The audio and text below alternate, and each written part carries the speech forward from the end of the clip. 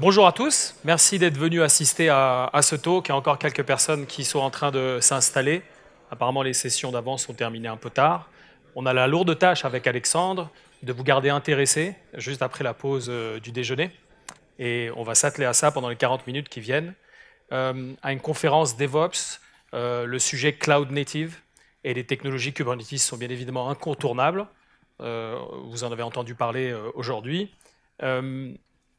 Pour les gens qui ont suivi l'évolution des technologies de très très près, la toute première ligne de code qui a été committée pour Kubernetes, lorsque le projet a été outsourcé en 2014 par Google, a été faite sur GitHub en juin 2014. Vous voyez la date ici.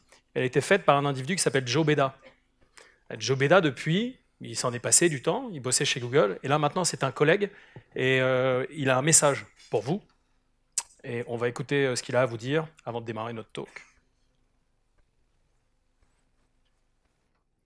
I'm Joe Beda. I'm a co-founder of Kubernetes and former CTO of Heptio prior to our acquisition by VMware. I'm now a principal engineer at VMware. When we created Kubernetes back in 2014, we could not have imagined the success it was going to be in the open source community and the tech scene overall. I'm particularly excited about the central role that Kubernetes is playing in DevOps initiatives and as a platform to run applications across cloud and on-premises. VMware is investing very heavily in Kubernetes and is committed to working with customers and partners to help evolve the platform. I wish I could be there with you in sunny Marseille, but I will leave you in the very capable hands of Hassan and Alex, who will walk you through how a flexible platform can unleash application innovation and creativity in general. Thanks. Voilà. Merci à lui. C'est effectivement maintenant un collègue de VMware Pivotal. Et on va vous montrer plusieurs choses aujourd'hui. Le thème de la présentation, à déployer une application sur plusieurs clouds. L'aspect Cloud Native et Kubernetes seront un des éléments clés à cette présentation. Je m'appelle Hassan Amadé et je suis Senior Technologist et Cloud Solution Architect chez VMware. Donc je suis Alexandre Vasseur, je suis responsable de l'architecture plateforme chez Pivotal. Et aujourd'hui, nous allons un peu changer de casquette. On a nos avatars, je pense que c'est assez facile de reconnaître qui est qui. Moi, je suis en fait business owner ou application owner. Donc j'ai une application existante qui existe depuis quelques années, un peu avant que les containers existent. Donc que mon collègue Hassan fait tourner dans notre investissement cloud. Et on va essayer de finalement moderniser ce patrimoine-là, tirer parti de l'innovation que Kubernetes va nous apporter. Avoir quelques débats entre nous également, Hassan, je crois, parce que nos objectifs vont essayer de se rencontrer. J'ai un besoin d'innovation, d'itérer rapidement. Effectivement, mon objectif à moi, c'est d'honorer sa demande, de ne pas lui dire non, de faire atterrir ce dont il a besoin sur ce que je maîtrise, mon infrastructure, de ne pas être obligé de révolutionner ou d'attendre 2 ans avant de pouvoir dire oui à ses besoins. Et accessoirement, j'aime bien garder mes soirs et mes week-ends aussi, pas forcément en astreinte, et être capable de vivre ma vie en plus de mon boulot. Donc, ce qu'on va commencer par vous montrer, c'est une continuité par rapport à ce que vous avez vu l'année dernière, pour les gens qui étaient présents avec nous. On aime bien rester dans la continuité. Vous avez vu une application qui s'appelait Tito. Vous avez vu l'année dernière la manière dont on était capable de la modéliser, de la gérer et de la déployer automatiquement sur une infrastructure existante. Alex, tu nous rappelles un peu peut-être l'application, fonctionnellement ce qu'elle fait, pour remettre un peu ça dans l'esprit de l'auditoire. Donc en fait, Tito, c'est une application qu'on utilise pour calculer des temps de trajet, notamment quand on fait de la planification au niveau des bâtiments qu'on construit, des employés qu'on déménage entre les différents sites. Et on souhaite enrichir cette application, potentiellement l'exposer à l'extérieur.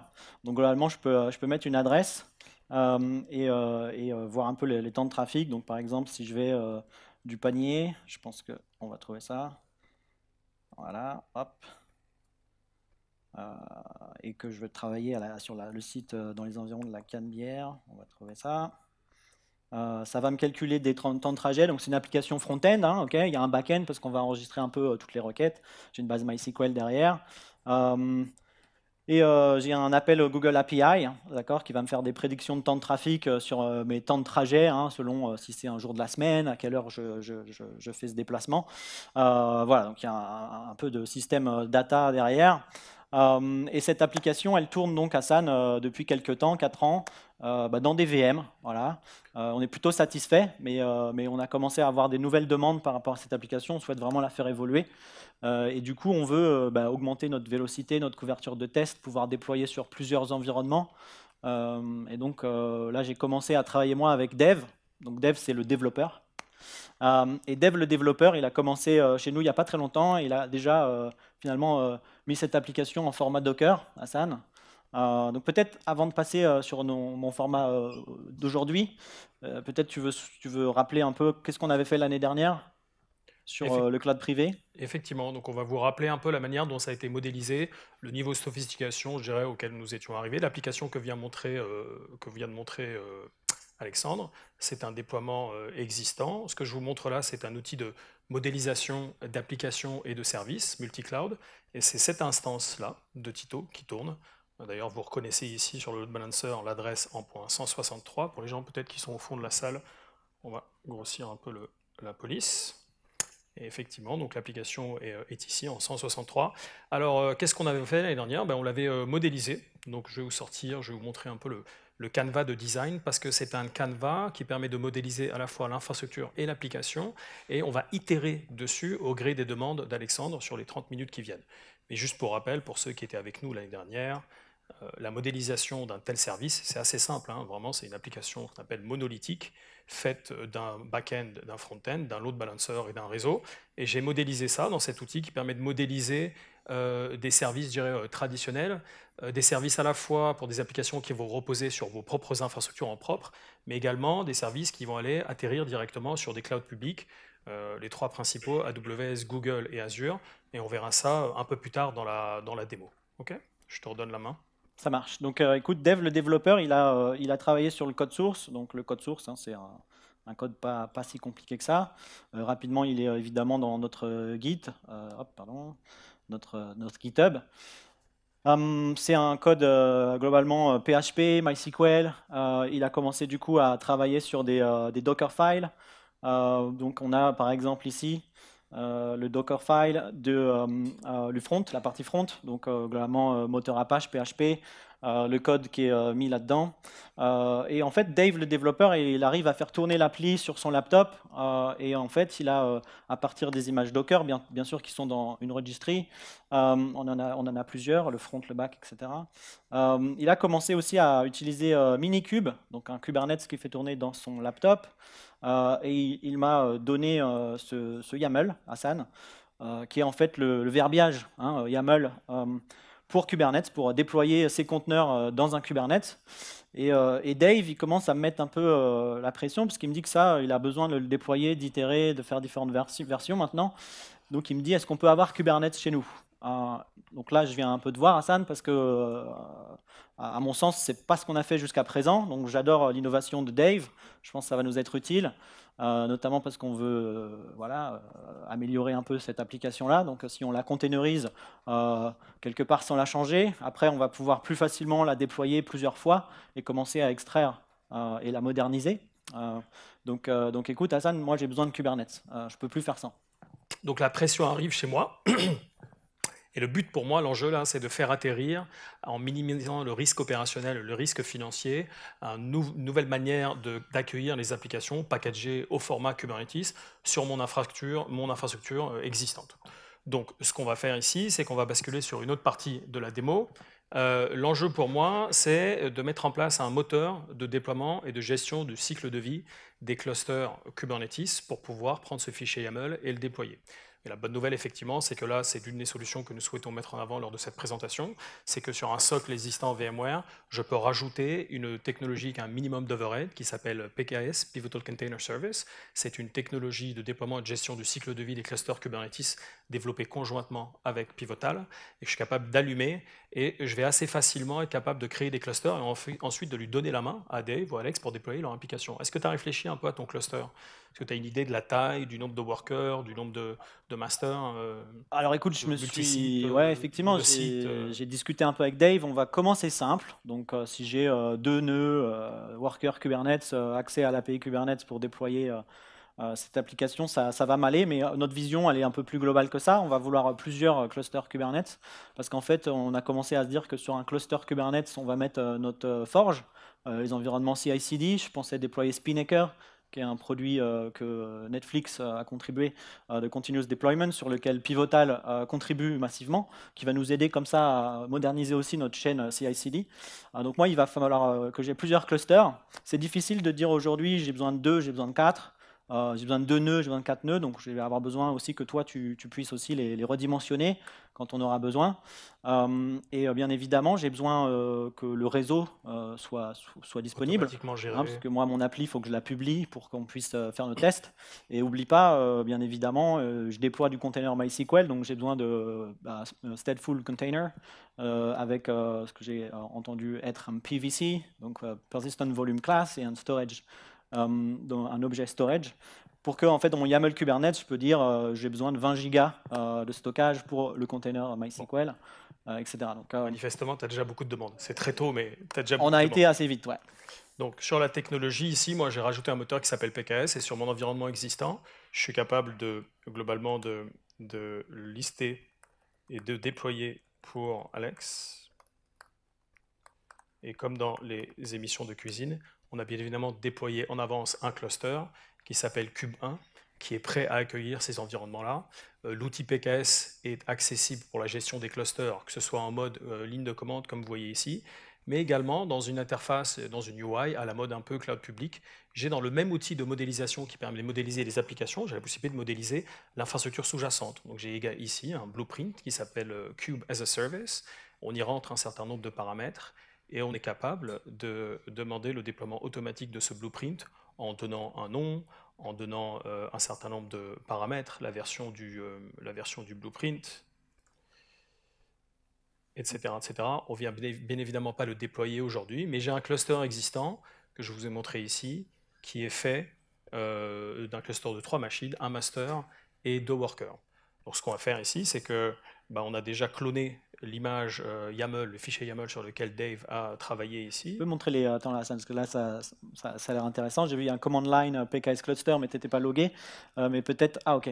Donc voilà, ça c'est l'ensemble effectivement des commandes qui sont à ma disposition en tant qu'opérateur. Il y a un nouveau métier qui émerge dans cet environnement cloud native, qui situe finalement entre l'opérateur d'infrastructure traditionnelle et les gens qui vont consommer les clusters, et qui a pour principal objectif de gérer le cycle de vie. Donc comme vous voyez ici, avec le vocable et le vocabulaire PKS, je suis capable de créer des clusters, je suis capable de leur assigner des profils réseau par défaut, je suis capable de les détruire, bien sûr, je peux faire du resize, je n'ai pas assez de capacité, je veux rajouter de la capacité là-dessus, donc je suis capable de scaler et de jouer avec ce cluster Kubernetes avant qu'il commence, Alex, à en profiter. Et Hassan, tu pourras gérer les versions pour moi, du coup, upgrader Kubernetes, parce que Kubernetes, il y a quand même beaucoup de releases. Moi, j'ai vraiment besoin d'un Kubernetes open source, donc pas différent. Et j'imagine que tu n'as pas été impliqué au quotidien dans la gestion des upgrades, de la mise à jour, Exactement, etc. ouais. Bon. Donc effectivement, la solution permet également, avec une approche très très low touch, de mettre à jour les différents étages qui composent ce middleware cloud native finalement. Il y a à la fois les VM sous-jacentes qu'on ne va pas vous montrer sur cette démo, sur lesquelles tournent les différents codes Kubernetes. Vous savez que ce soit un master ou un worker, ce n'est pas la même personnalité, donc ce n'est pas les mêmes composants applicatifs qu'on déploie, mais également les environnements au-dessus, le code Kubernetes en lui-même. Là, on est en version 1.19. Si je veux upgrader à quelque chose d'encore plus récent, la solution permet de faire tout ça de manière automatique. Okay. Donc là, pour l'instant, je te propose en modèle opérationnel que ce soit nous qui déployons ces clusters, qui les gérions pour vous, mais ce n'est pas impossible que dans le temps, soit en vous donnant accès à PKS, soit en vous donnant accès à cette UI, c'est capable de faire vraiment une approche Kubernetes as a service, à déployer des clusters à la volée. Vous pouvez déployer des clusters, vous pouvez également déployer des namespaces à l'intérieur d'un cluster donné, plus pour votre multi-tenancy, votre ségrégation. Vous avez les deux options. Ok, super. Et est-ce que là, du coup, on peut faire quand même un minimum viable product, c'est-à-dire que moi j'ai ce YAML, je ne vais pas retourner voir Dave en lui disant ça arrive. Est-ce que tu peux prendre mon YAML là et on se le déploie? On y va. Donc on a déjà fait le boulot. En fait, on a déjà fait un git clone ici. Et on a même plusieurs versions du fameux fichier YAML de Dave pour plein de raisons différentes. Et en fait, là, on va s'atteler à déployer celui-ci. Alors si on fait un cat rapide de ce fichier-là, juste pour vous montrer que ça correspond bien à ce qu'il y avait sur l'interface GitHub que Alex vous a montré un peu plus tôt. Ça, c'est simple. C'est un déploiement qui est fait de 2 pods, un back-end et un front-end. C'est vraiment une application existante repackagée, ce n'est pas vrai cloud native. Et c'est front-endé par un service de type load balancer quand même. C'est plus facile et plus flexible, bien évidemment, d'exposer une application via un service de type load balancer. Et ce sera d'autant plus facile pour moi de faire ça que lorsque je vais exécuter le déploiement de ce fichier YAML, ça va se matérialiser automatiquement par la création dans mon infrastructure des règles de load balancing, du load balancer qui va bien, parce que j'ai un socle totalement virtualisé en dessous de ma couche Kubernetes, en dessous de ma couche PKS. Tu veux dire que là, Hassan, si on décide d'utiliser l'objet load balancer dans Kubernetes, dans mon YAML, au niveau projet, ça va matérialiser un objet load balancer dans ton infrastructure, donc dans ta gouvernance. Et par contre, après, si je décide de faire du contrôle de trafic, j'ai un microservice que je préfère garder privé, pas exposé. Absolument. Je peux aussi faire ça. Tu as la main sur tes network policy, tu as la main sur les règles de routage granulaires. Ça, c'est une technologie qui supporte déjà Istio Service Mesh. Donc, tu auras accès à ce genre de technologie. On déploie, donc on est en train de déployer ce fichier dans un namespace particulier, spécial, qui s'appelle Tito. Ok, voilà, donc ça déploie très très vite. On va vérifier ce qu'on s'est récupéré ici, d'accord? Donc, on va regarder déjà les services qui nous ont été déployés. Donc, je vais avoir une nouvelle adresse IP, Hassan, là. On voit effectivement que tu as une adresse ici qui a été assignée automatiquement par le load balancer. Et ça, c'est une adresse IP externe routable. On y a accès. On va juste vérifier que, en même temps, les pods, même s'il n'y en a pas beaucoup, ils ont été provisionnés. Pas encore tout à fait. Le deuxième mettra un tout petit peu de temps. Voilà. OK. Donc, on va vérifier. J'ai capturé l'adresse IP en .15. Et là, on va voir si je suis capable de dire à Alex, à ses équipes, vous avez bien fait de repackager votre application DVM vers des conteneurs, parce qu'on est capable de l'accueillir sur l'infra sans trop de difficultés. Et bingo, voilà, on a vraiment le même spectre fonctionnel que l'application d'avant. Hein, on ne va pas perdre de temps, on a commencé un peu tard à tracer le trajet, mais a priori, le panier et la canne-bière ne devraient pas avoir de différence. Ok, écoute Hassan, merci. Donc quelques minutes, c'est fini un Kubernetes, d'autres Kubernetes. Non, c'est pas fini, parce qu'en fait, je t'ai pas tout dit. C'est intéressant, ça, le lift and shift, on a containerisé. Super job parce que tu es déjà prêt sur Kubernetes. Mais il se passe d'autres choses. En fait, tu sais, on a acheté une boîte qui a une infrastructure qui est existante. Eux, ils sont partis sur Amazon. Et écoute, ils ont développé un microservice dans Amazon en utilisant Lambda, donc du serverless Amazon, en utilisant RDS, donc de la base managée Amazon. Ce service, c'est un service de location de voitures sur lequel ils prennent une marge. On souhaite l'intégrer dans l'appli. D'accord, c'est un des chantiers métiers qu'on a à faire, c'est-à-dire on exprime un peu les temps de trajet, etc. Et après, on peut voir si on a possibilité de brancher un ensemble d'API, location de voiture, location de vélo, partage de trajet, covoiturage, etc. Okay. Pour continuer tout ce chantier-là de planification des employés et des bureaux. Donc là, on va forcément devoir faire vite. C'est un projet quand même important. Donc, il faut que je fasse une intégration par la UI, d'accord? Donc, microservice par la UI dans la page. La page, elle va faire un appel au microservice qui est dans Amazon Lambda, okay, pour me faire apparaître ce composant de location de voiture. Mais il faudrait que toi, tu me proposes le même service. Moi, je ne vais pas avoir la capacité avec mon équipe d'opérer cette architecture Amazon. On va vouloir aussi la déployer plusieurs fois, sans doute. Donc, j'ai besoin que tu prennes sous ton aile, en fait, ce déploiement Amazon. Okay. Donc, que je comprenne. Donc, il y a une application qui tourne à l'extérieur. Exactement. Tu vas l'intégrer avec le Tito historique qu'on connaît ici, au format VM ou conteneur. À la limite, je te propose de commencer sur les conteneurs, parce que c'est ce qui tourne sur les VM, c'est ce qui tourne en prod actuellement.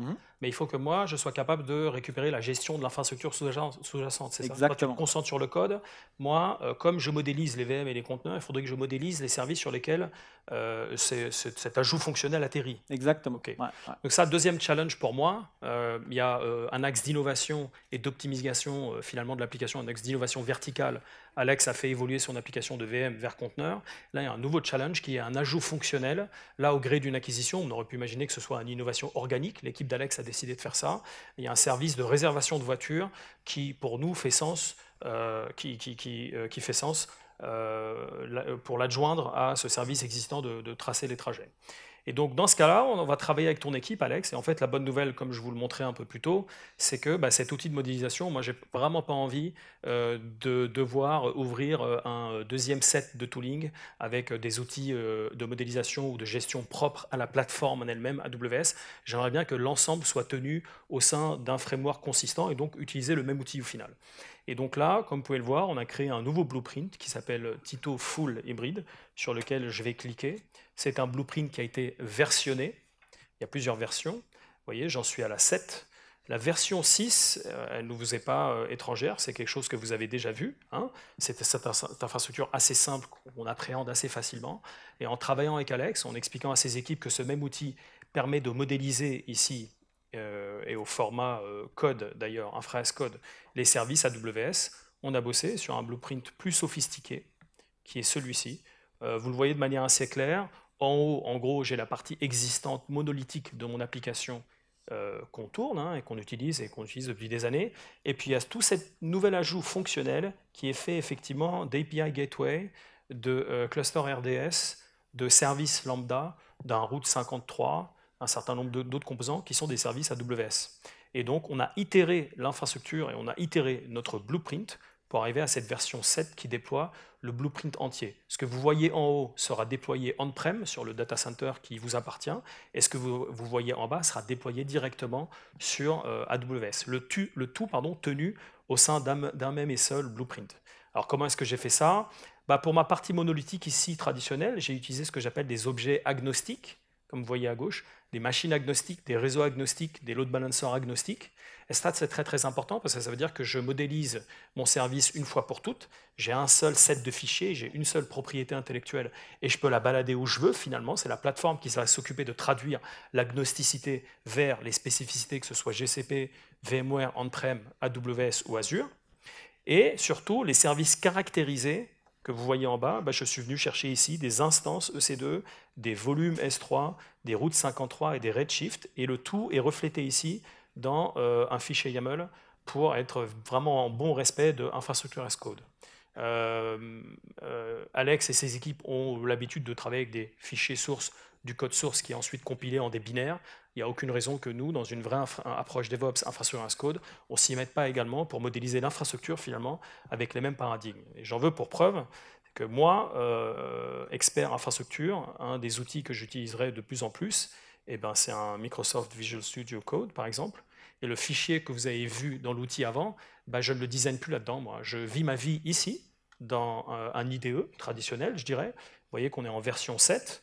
Et je vais synchroniser cet IDE avec Git vers un système de version control que je vais vous montrer ici. Et le système de version control va s'occuper lui-même de mettre à jour l'outil dans le blueprint dans l'outil de modélisation. D'accord? On va faire la chaîne une fois ensemble, et puis ensuite on va la déployer. Donc ça, c'est GitLab hosté, ça pourrait être un GitHub, et ça pourrait être un GitLab on-prem, bon, peu importe. Et ici, vous voyez que j'ai un répertoire dans lequel j'ai un fichier qui s'appelle blueprint.yaml, et j'ai mon full hybrid Tito en version 7. D'accord? Donc je pourrais venir ici, moi, et dire, OK, très bien, on est prêt, Alex. Je fais juste une dernière modification en version 8, et je fais le commit dans Git. Donne-moi un instant. Donc là, je vais rajouter le fichier à ma staging area. Ensuite, je vais faire un commit, donc on va mettre version 8. On va committer le changement. Et ensuite, on va le pusher dans Git. Il y a des gens qui aiment utiliser le plugin Git embarqué dans l'IDE. On aurait pu le faire en commande en ligne, bon, peu importe. Voilà, on va faire un push. Et une fois que ça sera fait, on va aller vérifier en fait la synchronisation dans l'outil de modélisation. On va attendre que ça arrive sur Git déjà. Donc Hassan, en fait, si on résume, on a capacité de reprendre les artefacts Amazon dont on a hérité avec cette acquisition, mais là on peut itérer en infra as code et faire évoluer pour continuer à avancer fonctionnellement dans ce déploiement hybride. Absolument. Okay. Et toi, tu pourras te concentrer sur ton code et moi je me concentre sur mon infrastructure. Bon. Donc là, on a l'effet démo qui fait que ça ne synchronise pas. Ce n'est pas très grave. L'essentiel, c'est que ici, dans Cloud Assembly, dans mon outil de modélisation d'infrastructure, vous pouvez voir que le blueprint y est bien synchronisé avec le petit Fox ici, qui est Git. Et au final, ce qu'on veut faire avec ce blueprint, c'est qu'on veut le déployer. Donc on va faire un exemple de déploiement ici, ensemble. Donc on va appeler ça deployment Deployment DevOps D-Day. On va prendre la version actuelle du blueprint. J'ai un certain nombre de paramètres, tout cela est configurable, donc on va appeler ça DevOps D-Day. J'ai un certain nombre de paramètres, je peux choisir la version de code qui va être déployée dans les composants. Je peux choisir la région AWS, parce qu'il y a une partie de l'application qui se déploie dans AWS. Je peux choisir le nombre de front-end à mettre derrière load balancer. Ça, c'est plutôt on-prem. Je vais rester assez frugal là-dessus, puis on va surtout déployer. Et pendant que le blueprint déploie, comme dans toute bonne émission de cuisine, on l'a bien évidemment déployé en avance. Et il est là, déployé en entier. Vous voyez l'ensemble des services qui ont été instanciés. Donc il y a beaucoup de trucs qui tournent dans AWS. Et il y a la partie historique, Tito, qui tourne on-prem. Et on va prendre ce composant-là, cette adresse-là, et on va aller voir quel est ce nouveau composant applicatif finalement, qui a été déployé au gré de l'acquisition. Donc j'ai ça déjà qui tourne, on ne va pas refaire le trajet, mais effectivement, j'ai un bouton ici qui apparaît, et une fois que j'ai tracé mon trajet, si je clique « Need a car », eh bien j'ai effectivement l'ensemble des photos, des images, et tout ça, ce sont des entrées dans les bases de données RDS qui sont disponibles maintenant. Donc moi, je vais aller à l'aéroport, je peux effectivement venir ici, cliquer « Book it », et la voiture est réservée pour moi. D'accord ? Donc là, on a répondu à deux demandes d'Alex. Il y a une demande d'innovation verticale, plus orientée sur l'efficacité opérationnelle, les capacités à repackager l'appli pour qu'elle soit déployée de manière rapide et itérative. Il y a une autre demande d'innovation verticale. Il y a des services qu'il faut intégrer qui sont sur des clouds publics. Et moi, sans révolutionner mes pratiques, sans changer mes outils, j'ai été capable de honorer tes deux demandes. J'espère que tu es content. Ouais, c'est pas mal. Écoute, Hassan, on va peut-être regarder comment tout ça, ça peut être mis en musique avec notre impératif de transformation DevOps, peut-être, et ce que l'avenir nous réserve. Alors, comme on a un tout petit peu de temps, je vais quand même montrer une dernière chose, c'est qu'être capable de répondre à ces demandes, être capable de packager les applications dans des nouveaux formats et tirer parti des clouds publics, c'est une bonne chose. Peut-être pas pour toi, pour moi, l'aspect coût, il est important. Ah si, tu me refactures quand même, je te rappelle. Ouais, mais enfin, ça ne marche pas si bien que ça. Donc, on a un outil dans le portfolio de solutions VMware Pivotal qui s'appelle Cloud Health et qui est un best-seller pour n'importe quelle entreprise aujourd'hui qui veut adopter et utiliser les clouds publics à une échelle industrielle et qui me permet ici, sans trop de difficultés, d'avoir des dashboards de consommation, pour faire simple. Donc, vous voyez ici, j'ai une visibilité sur mon propre data center en propre. J'ai le nombre de machines qui tournent, les cœurs, la mémoire. J'ai une distribution des coûts sur les mois qui viennent de passer. Effectivement, pour préparer cette démo, du dernier jour, on a consommé pas mal et puis on a eu un peu plus d'activité au début du mois. Et de la même manière, j'ai des services RDS, S3, etc., etc. Je suis capable aussi de consolider, d'avoir une visibilité sur tous ces coûts. C'est quand même important. Et d'ailleurs, ces derniers jours, on a largement dépassé la tolérance des $200 qu'on a en interne chez VMware pour pouvoir déployer, et je dis ça de la présence d'un directeur technique de VMware pour donner quelques raisons en avance. Bref, donc voilà, là on a couvert un peu la démo. Tu veux qu'on fasse tourner un panier ? On va s'arrêter là, je pense. Et donc on peut passer à la partie d'après. Effectivement, on revient à la présentation. Donc, fort de ces démos et de ces projections technologiques, je pense que c'est important de rappeler que derrière la technologie, on a de l'humain qui apparaît pas tout à fait là, parce que Dev ne pouvait pas être sur scène. Mais vous l'avez compris que nos objectifs sont parfois un peu orthogonaux, mais néanmoins, on va chercher ici à se transformer pour plus de vélocité, tout en pouvant gérer notre héritage. Hein. Je pense que Joe Beda, c'est un terme qu'il utilise souvent. Au lieu de dire legacy, il va dire héritage. Parce que quand j'ai de l'héritage, j'ai un patrimoine existant, donc j'ai de l'argent. Hein, si vous n'avez pas d'héritage. Vous n'avez que du legacy, c'est un peu péjoratif. Et évidemment, je peux le changer si je peux réduire mon risque, réduire mes coûts. Du coup, je peux changer de cap en fonction des priorités métiers, des événements extérieurs, une acquisition, et de tout ce que j'ai à faire, et surtout de tirer parti de la technologie. Donc, si vous n'avez pas lu un excellent rapport qui sort chaque année, le DevOps Research Assessment, qui mesure un peu les grands critères qui amènent de la valeur via DevOps, et comment DevOps apporte de la valeur aux organisations.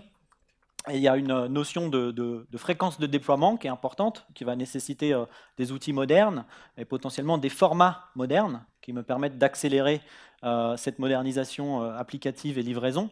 Donc bien évidemment, le format de containerisation s'impose sur ces sujets avec l'outillage associé. Ensuite, les containers, il faut effectivement qu'ils soient en capacité de s'exécuter, d'atterrir dans le réseau, d'avoir leur subtilité spécifique comme des containers stateful, et que je puisse bien évidemment passer ça à l'échelle. Si je fais ça pour un projet, ce serait dommage que le projet d'à côté il ait une architecture différente. Donc renforcer effectivement la gouvernance tout en ayant le choix d'avoir aussi une mesure de la qualité de service, parce que dans DevOps, on a un peu plus de responsabilités qui passent côté dev, c'est le shift left. Moi, j'ai une responsabilité plus forte sur l'architecture, sur l'opérationnel, et donc potentiellement, je vais aussi avoir des failures au niveau du déploiement, et donc je vais avoir aussi une capacité de réaction qui doit s'accélérer. Alors, c'est clair que Kubernetes s'impose comme, quelque part, vu d'un point de vue projet, le nouveau infrastructure as a service, parce qu'il me donne un contrôle assez fin sur ces containers, comment ils sont articulés entre eux, comment ils vont tirer parti de l'infrastructure sous-jacente, on a vu l'objet load balancer, etc. Et Hassan, peut-être tu peux nous parler rapidement des investissements de VMware. On a vu Joe, le fondateur de Kubernetes, qui a fait une petite intro, mais il y a eu beaucoup d'investissements de la part de VMware dans la communauté open source Kubernetes ces 18 derniers mois et plus. Peut-être que tu veux résumer quelques... C'est tout à fait dans le contexte, parce qu'il ne vous aura pas échappé qu'on est une semaine après VMworld Europe, qui lui-même a eu lieu un mois après VMworld US. Et effectivement, j'ai peut-être 30 à 40% des annonces structurantes et importantes lors de ces deux événements ont tourné autour de Kubernetes. Donc notre histoire à Kubernetes a démarré il y a à peu près un an avec l'acquisition de cette boîte qui s'appelle Heptio, qui était fondée par les deux des trois créateurs de Kubernetes et qui avaient conçu le système de scheduling à grande échelle Borg chez Google. Et depuis, c'est vrai qu'ils sont en train, comme on dit, de setter la stratégie finalement de VMware dans ce domaine. L'annonce majeure qui a été faite lors de ces deux événements, c'est le développement et l'intégration de la technologie Kubernetes au sein même, au cœur même de la plateforme VMware, au cœur même de l'hyperviseur, et qui va donc considérer les workloads à base de conteneurs et de pods Kubernetes avec un même titre d'importance, au même titre d'importance que les workloads traditionnels au format VM. Là, il y a un certain nombre de stats. Vous pouvez voir que sur ce qu'on appelle les SIG, les Special Interest Groups, donc qui sont globalement les groupes de travail Kubernetes. Il y en a 9 qui sont leadés par des employés VMware. Le backup and recovery, la protection des applications en environnement cloud native microservices en est un qui me vient à l'esprit. Le développement des Windows en tant que container host est un autre SIG qui est leadé par VMware qui me vient à l'esprit. Donc on est vraiment très très sérieux dans ce domaine. Vous verrez de plus en plus cette articulation de notre value prop autour du build, run et manage sur cette technologie qui s'appelle VMware Tanzu. VMware Tanzu, c'est une technologie qui sera disponible dans les semaines ou les mois qui viennent. On met un focus vraiment très très fort pour faire en sorte que la capacité de l'infra, dans le roleplay qu'on a fait, à adresser les primitives qui vont bien, quel que soit le format de packaging de l'application, elle soit immédiate, elle soit facile à exploiter par les entreprises. Donc Tanzu, ce sera un framework. Il va vous donner une interface qui va vous permettre de builder les applications rapidement pour arriver à du code déployable. Le deuxième élément qu'il va donner, c'est une plateforme de run pour faire tourner ces conteneurs. Et le troisième élément, c'est une interface et une capacité de gestion également. On n'a aucun doute sur le fait que votre patrimoine cloud native et vos clusters Kubernetes seront hétérogènes. Ils seront déployés sur plusieurs clouds. Ils ne seront pas uniquement en propre, mais ils seront également sur les différents clouds publics. Donc, qui dit flexibilité dit également prolifération des objets, prolifération des clusters, prolifération des applications, et donc complexité. L'idée, c'est de donner un dashboard consolidé qui va vous permettre de gérer de manière uniforme ces différents environnements d'exécution Kubernetes et de donner également une visibilité sur les applications qui tournent là-dessus. Alors, sur le terme Tanzu Build, ce qui est intéressant, c'est que du coup, avec l'acquisition de Pivotal, vous avez l'héritage de tout ce que Pivotal a fait sur les 7 dernières années, notamment une plateforme as a service, Cloud Foundry, qui est aujourd'hui pas mal utilisé, on va discuter de quelques cas après, qui tourne sur Kubernetes. Vous avez les investissements qu'on fait sur Spinnaker, sur le CI/CD, qui tourne sur Kubernetes, des investissements pour faire tourner également des containers, les builder de manière efficace à l'intérieur de Kubernetes et pas à l'extérieur, pour que justement on ait plus de gouvernance, de contrôle de sécurité quand on a 10 000, 20 000 containers at scale. Donc derrière build, on ne veut pas dire compiler une appli, on veut bien dire fabriquer des applications modernes ou moderniser des applications existantes, introduire des conteneurs, des microservices dans le cadre de cette transformation. Quelques exemples. Je sais qu'on a un témoignage un peu après de Pôle emploi que nous avons eu l'honneur de pouvoir inviter, qui vont parler de leur transformation DevOps et du leverage qu'ils ont sur les technologies VMware et Pivotal dans leur transformation et celle du gouvernement. Peut-être, bien évidemment, ils ne sont pas loin, ils ont un bureau pas très loin, Aix et ailleurs, à Montpellier, etc.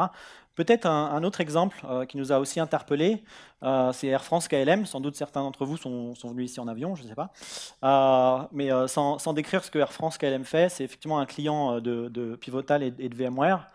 On a un bout de l'écran qui est coupé, mais Thierry Morck, qui est responsable de l'architecture technique, Chief Architect chez Air France KLM, témoigne, c'est un article qui est paru la semaine dernière, qu'en associant DevOps à Kubernetes, ils ont gagné globalement 30% d'efficacité opérationnelle, de vélocité, ce qui, sur un projet de 6 mois, sur l'évolution d'un patrimoine applicatif, peut représenter jusqu'à 1 mois et demi de vélocité en plus. Du coup, qu'on peut réinvestir sur de l'innovation. Donc Air France KLM a une grosse stratégie de modernisation du patrimoine applicatif. Air France KLM, c'est 2000 développeurs, c'est 4000 personnes qui travaillent à la direction informatique. C'est des applications business critical pour certaines, sur le contrôle de bagages et autres. Donc témoignage intéressant sur cet aspect-là, que je vous encourage à lire. Je pense qu'on peut peut-être essayer de prendre quelques questions si on a 2-3 minutes. Sur cet aspect-là. Sinon, nous sommes présents au stand, sponsor de la conférence. Et Hassan, merci en tout cas pour ces explications. Je t'en prie, reviens quand tu veux avec des demandes, ça m'intéresse. C'est très bien. Ça nous fait travailler. Merci à tous.